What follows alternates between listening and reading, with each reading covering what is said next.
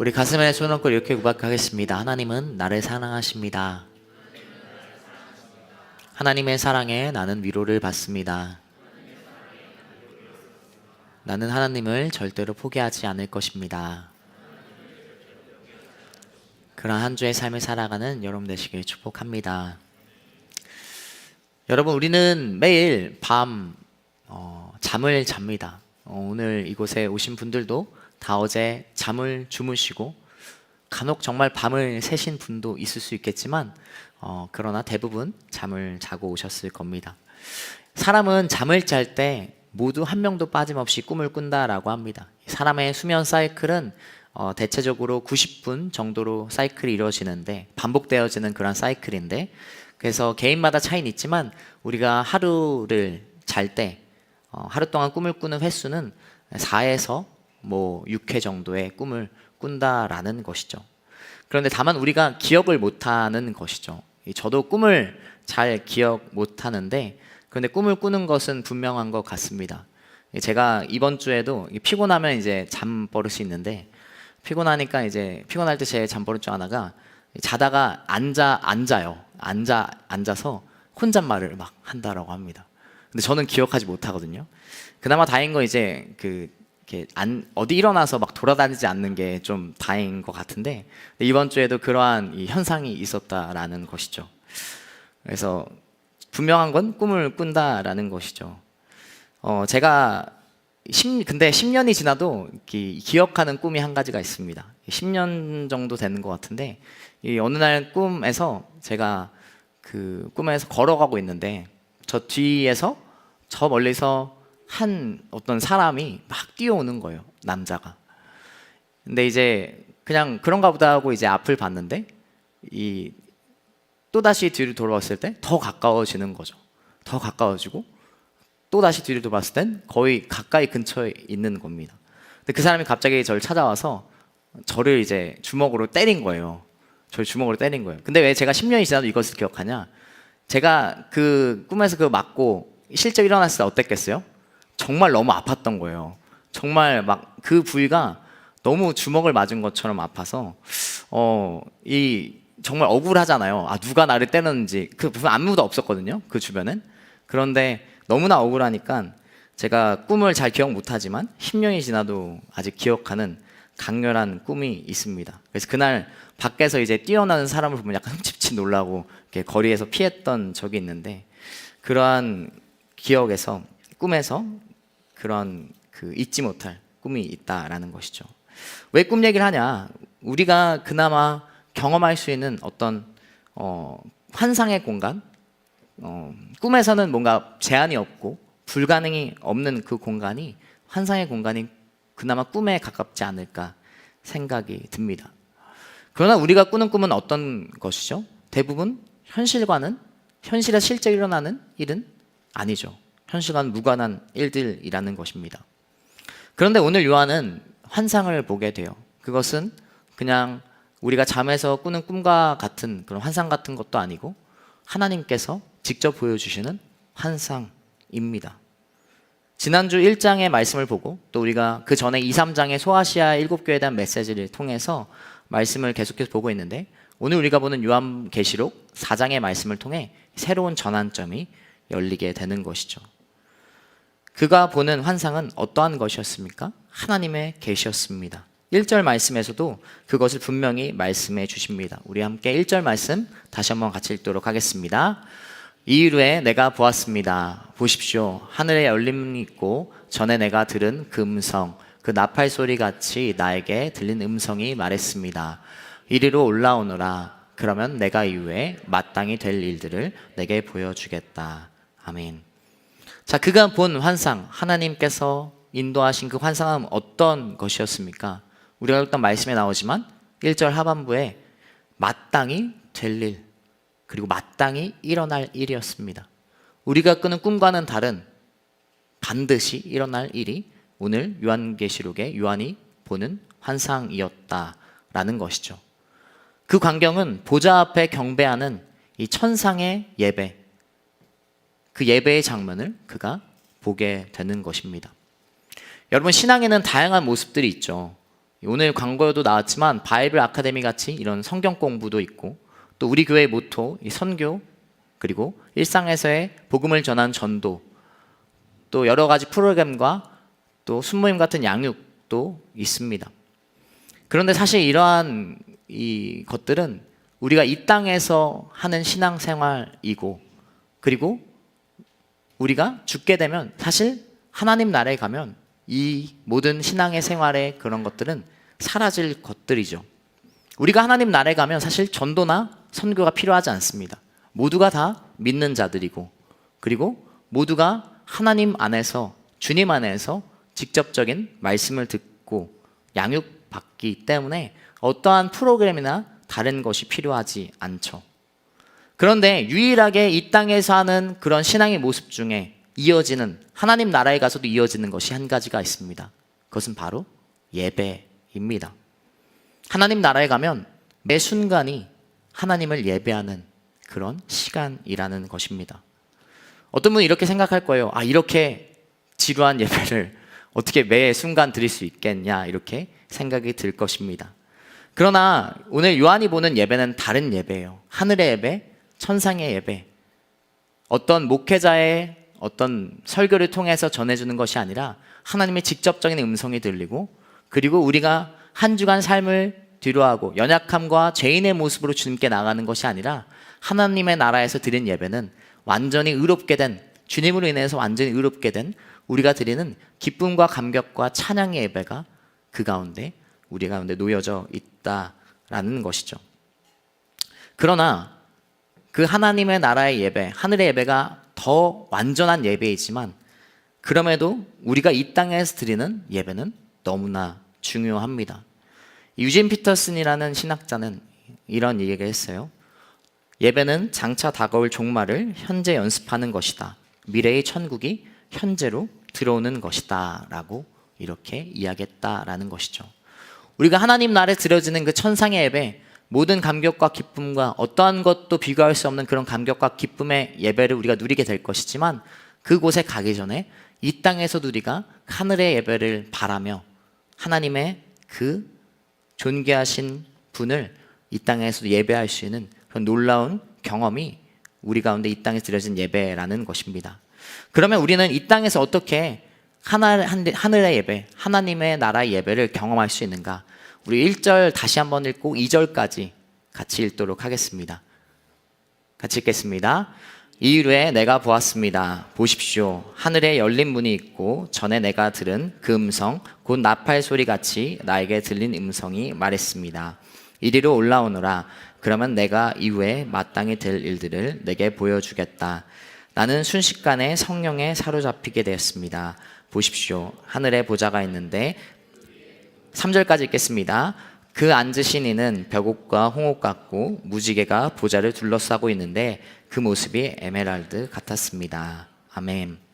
우리가 어떻게 그 하늘의 예배, 천상의 예배를 경험할 수 있는가? 먼저 예배로 나아갈 때 우리는 어떻게 나아가야 되는가? 말씀은 기록하고 있습니다. 하늘의 문이 열리고, 그리고 성령에 사로잡힌 그러한 메시지가 이 1절부터 3절까지 있는 것이죠. 먼저 우리는 문을 열어야 됩니다. 어떠한 문입니까? 문을 어떻게 열어야 됩니까?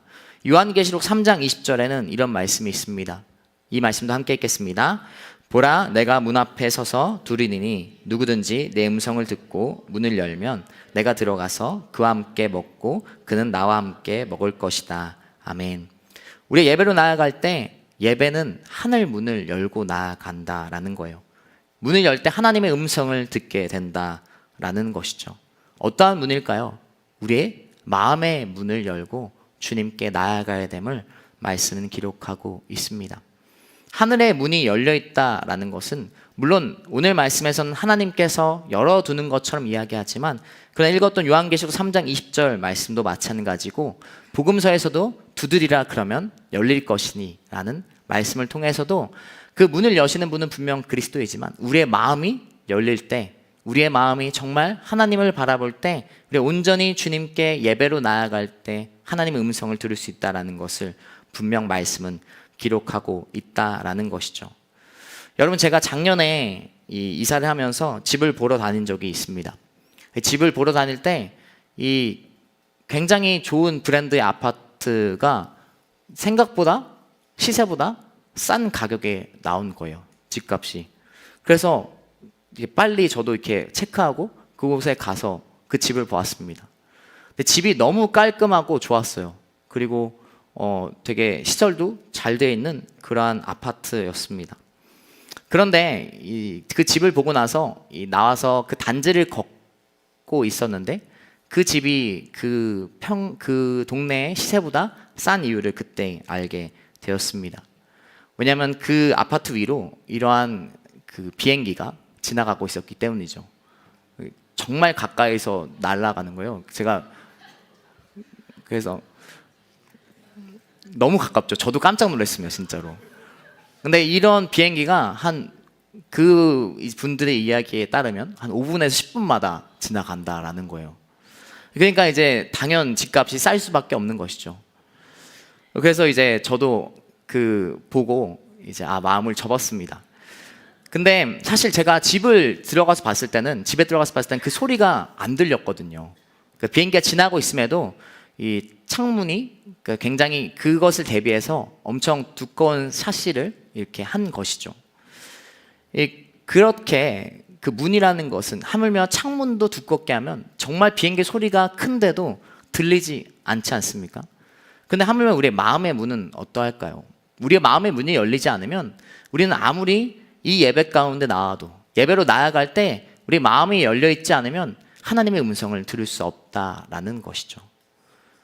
요한은 오늘 이 말씀을 통해서 우리에게 분명 보여주고 있습니다. 우리의 문이 열리고 그리고 그 문을 열린 마음 가운데 무엇을 채워야 되는가? 나의 생각과 나의 어떠한 닫힌 마음이 아니라 성령의 충만함으로 성령께 사로잡힌 것으로 그것을 채워야 된다라고 이야기하고 있다라는 것이죠. 여러분, 우리가 예배 나올 때 어떠한 마음으로 여러분 나오십니까?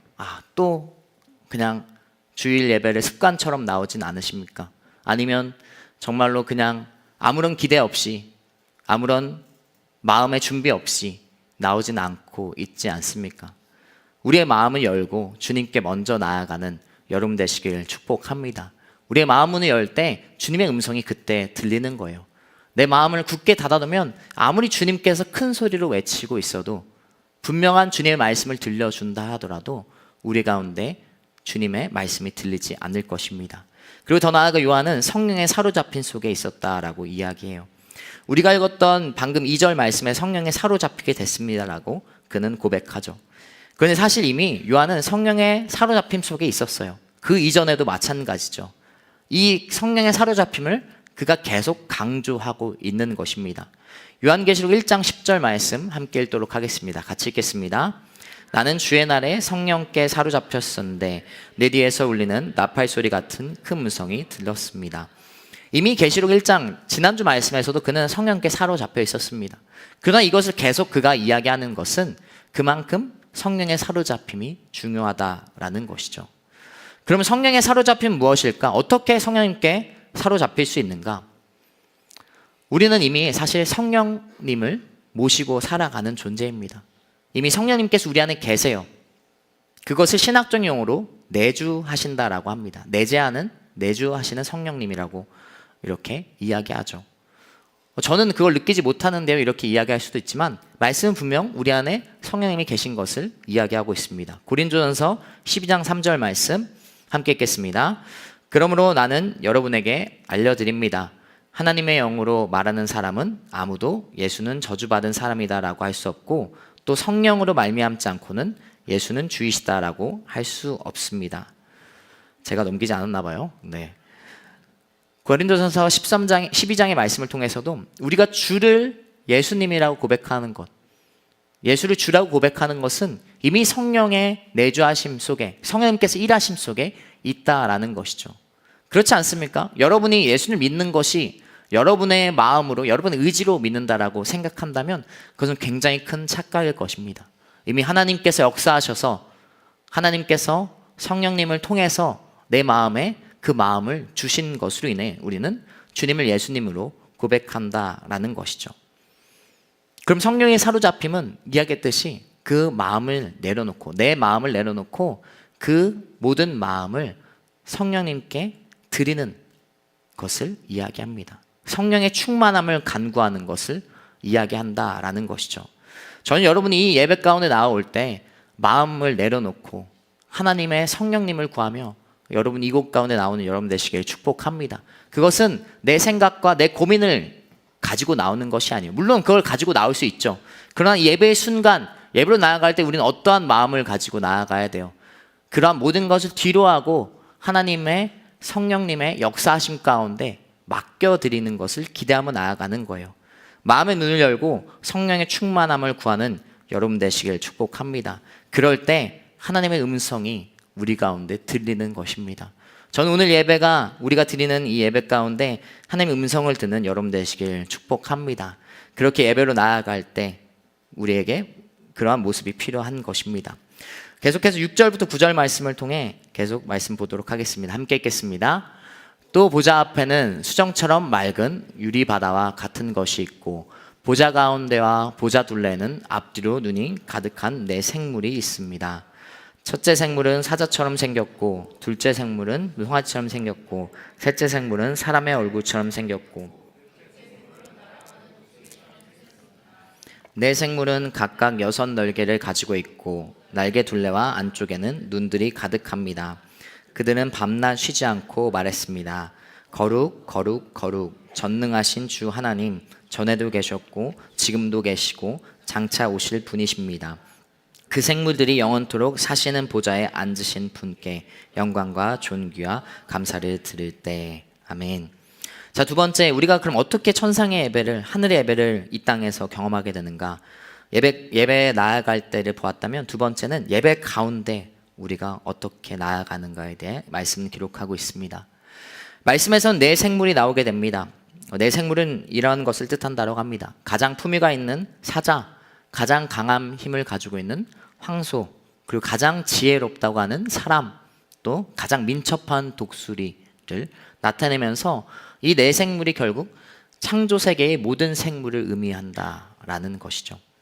그러니까 이 네 생물이 보좌 앞에 경배하는 것은 모든 만물들이 주님을 찬양하는, 주님을 경배하는 것을 이야기하고 있다라는 것입니다. 우리가 예배에 나아갈 때, 예배 가운데 우리는 어떻게 나아가야 됩니까? 하나님을 찬양함으로 나아간다라는 것이죠. 읽었던 말씀에 기록되듯이 이 네 생물이 밤낮 쉬지 않고 보좌 앞에 계신 분의, 보좌에 계신 분께 찬양했듯이 말입니다. 사실 우리가 하나님께 예배하는 것은 더 깊게 들어가면 결국 하나님을 찬양하는 것입니다. 우리는 예배하기 위해 지음받은 존재죠. 그리고 우리는 찬양하기 위해 지음받은 존재입니다. 모든 만물들이 경배를 드리기 위해, 찬양하기 위해 지음받았다라는 것이죠. 우리 예배를 생각할 때, 그냥 예배를 떠올렸을 때 예배 중에 가장 중요한 시간은 무엇이라고 이렇게 딱 떠오르세요? 사실은 우리의 생각에선 먼저 떠오르는 것은 설교의 시간일 겁니다. 하나님의 말씀을 듣는 시간. 그런데 설교도 결국 설교를 통해서도 무엇을 하는 겁니까? 설교를 통해서 하나님의 뜻을 알고 메시지를 알아서 하나님이 어떠한 분인지 알아서 결국 무엇을 이야기하는 거예요? 하나님을 경배하고 찬양하는 것을 이야기한다라는 것이죠. 본질적으로 예배는 하나님을 찬양하는 거예요.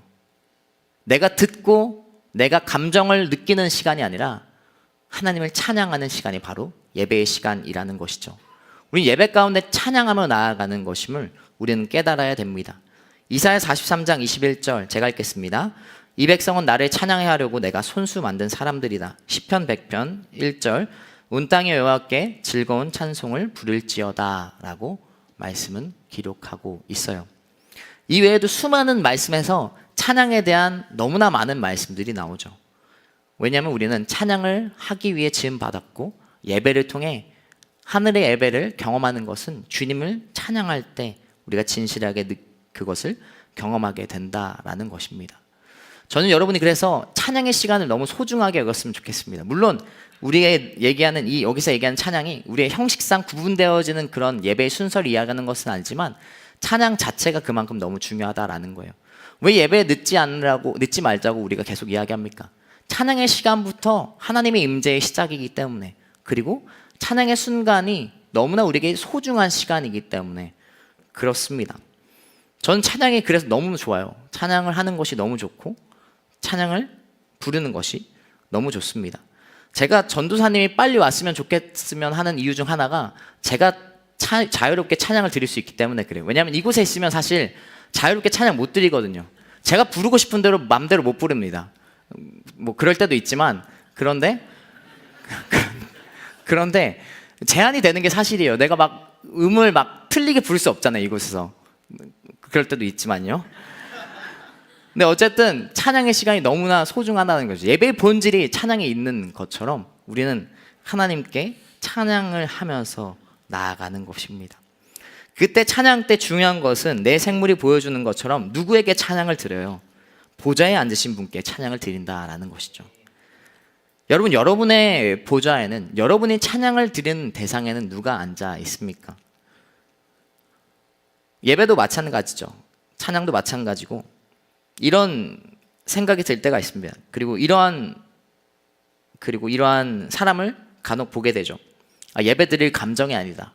예배를 찬양을 기쁜 찬양을 할 수 있는 그런 마음이 아니다라는 이런 이야기를 할 때가 있고 또 그런 사람들이 있습니다. 그러나 사실은 그것은 예배의 본질적으로 굉장히 옳지 않은 고백입니다. 왜냐하면 찬양의 대상이 보좌에 앉으신 분이라면, 그리고 그분에게 우리가 온전한 찬양을 드린다면 나의 감정과 상황을 뒤로 해야 된다라는 것이죠. 내 감정이 이미 어떻게 보면 그 분보다 높아진 것이죠.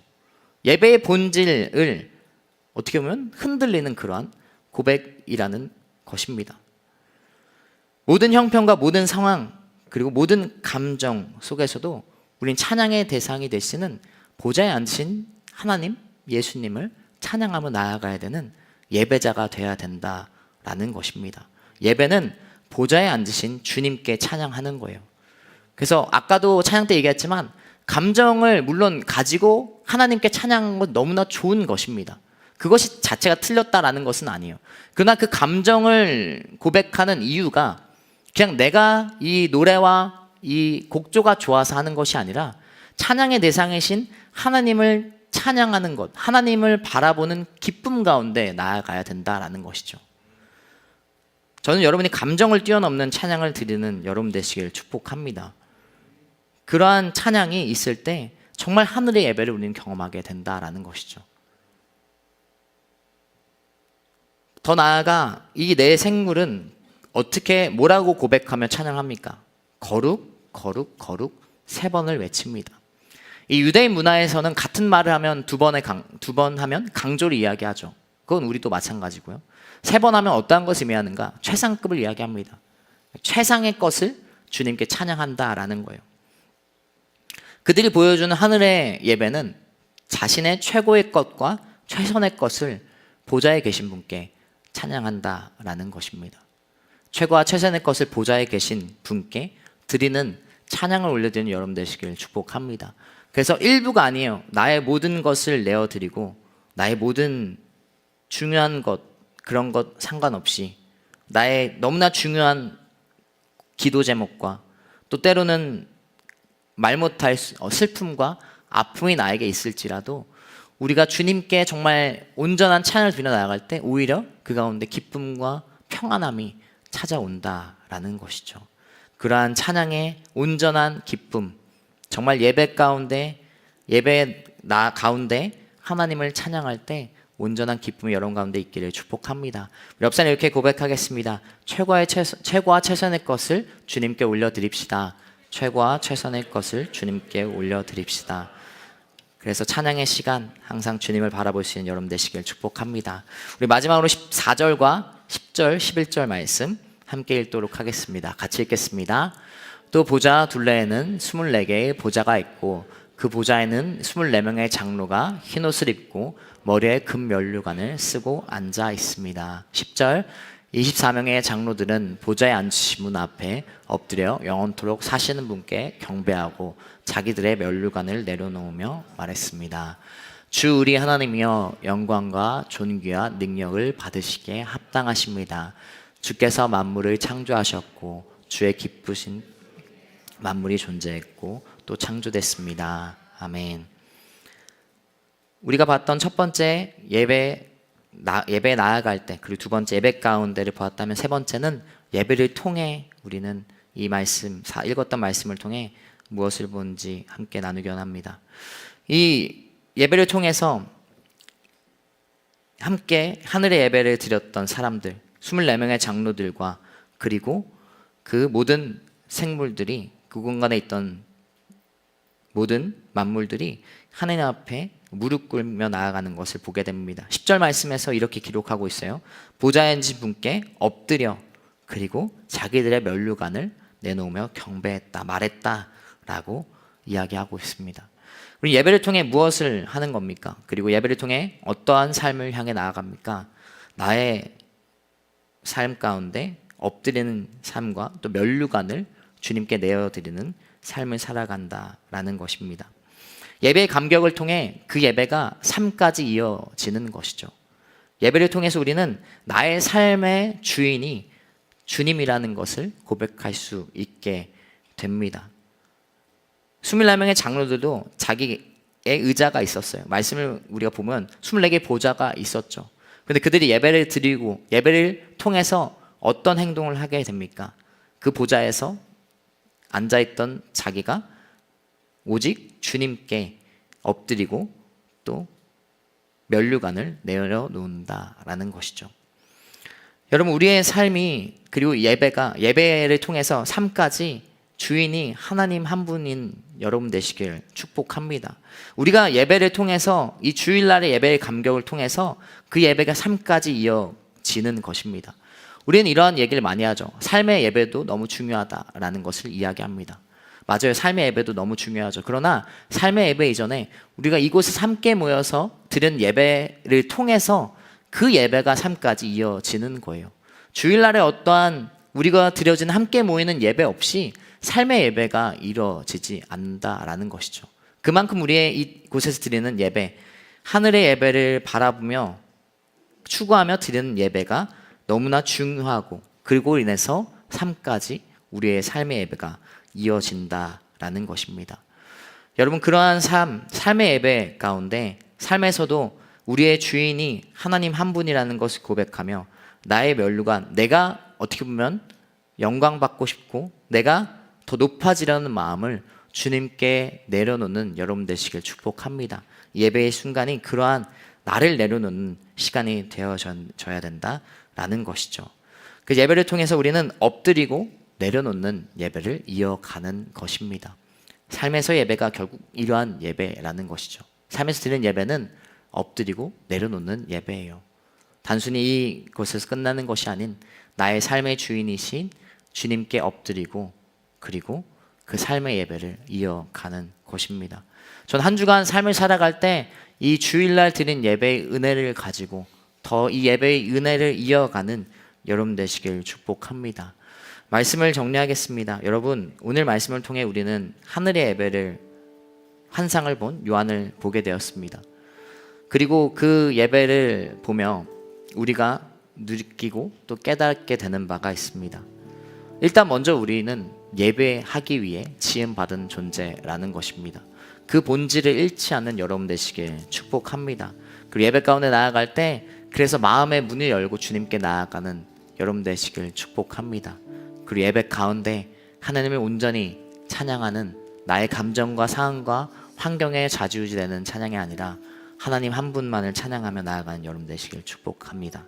그리고 마지막으로 그 예배가 삶까지 이어지는 여러분 되시길 축복합니다. 우리 말씀을 기억하면서 함께 찬양하고 기도하며 나아가도록 하겠습니다.